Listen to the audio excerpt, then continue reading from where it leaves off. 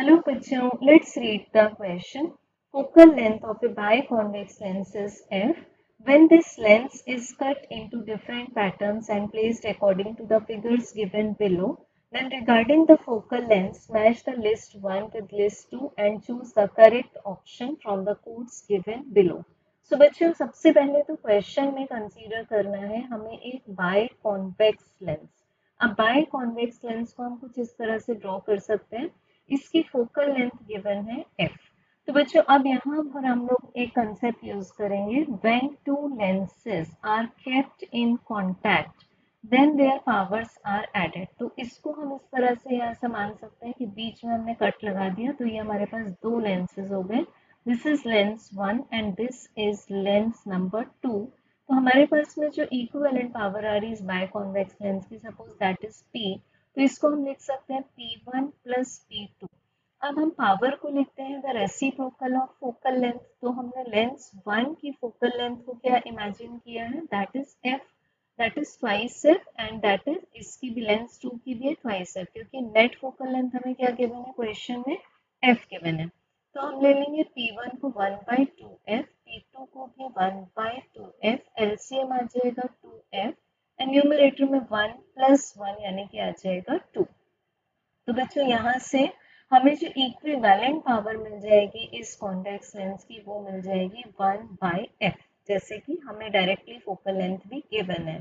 अब देखेंगे हम लोग एंट्री नंबर ए, जिसमें कि इस लेंस का सिर्फ एक पार्ट लिया हुआ है।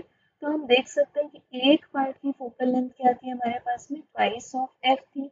तो ए डायग्राम का आंसर आ जाएगा ट्वाइस ऑफ एफ और ए एंट्री मैच हो जाएगी क्यू के साथ। अब देखेंगे बच्चों entry number B. Entry B में हम लोगों ने हाफ ऑफ द लेंस लिया हुआ है। तो हाफ ऑफ द लेंस की, बिकॉज अगर हम एक लेंस को, ये लेंस हम मान लेते हैं, इसको अगर हम इस तरह से दो पार्ट्स में कट करेंगे, पार्ट 1 एंड पार्ट 2, तो स्टिल ऑप्टिकल सेंटर तो है लेंस में, और इसके यहाँ से हमने जब हाफ पार्ट कट किया तो सिर्फ इमेज की इंटेंसिटी कम हो जाएगी, बट इसकी फोकल लेंथ डिस्टर्ब नहीं होगी। तो हमें एंट्री बी का आंसर भी मिल जाएगा एफ।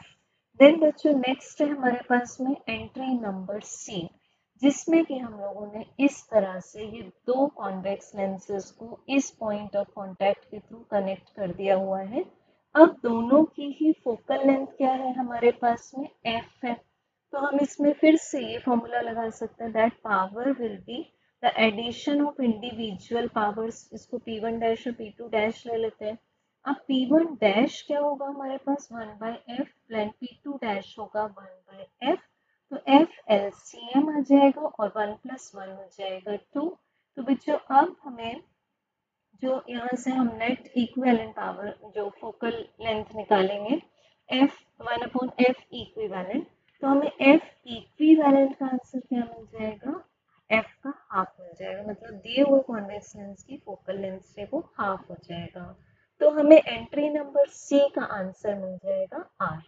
अब बच्चे लास्ट में है एंट्री नंबर डी, जिसमें कि दो कॉन्वेक्स लेंसेज को इस पॉइंट ऑफ कांटेक्ट के थ्रू टच करवाया गया है। तो इसमें से हम लोगों ने हाफ ऑफ पार्ट की फोकल लेंथ को क्या इमेजिन किया था, ट्वाइस ऑफ एफ। तो similar to the power of contact that is p is equal to p1 plus p2, फिर से हमारे पास में पावर मतलब that is 1/f equivalent, p1 का आएगा 1/2f, p2 का भी आएगा 1/2f। तो अब फिर से हमारे पास में आ जाएगा ये, that will be equals to 2 divided by 2f, it means 1/f। तो फिर हमारे पास एंट्री नंबर डी का आंसर भी क्या आ जाएगा, p।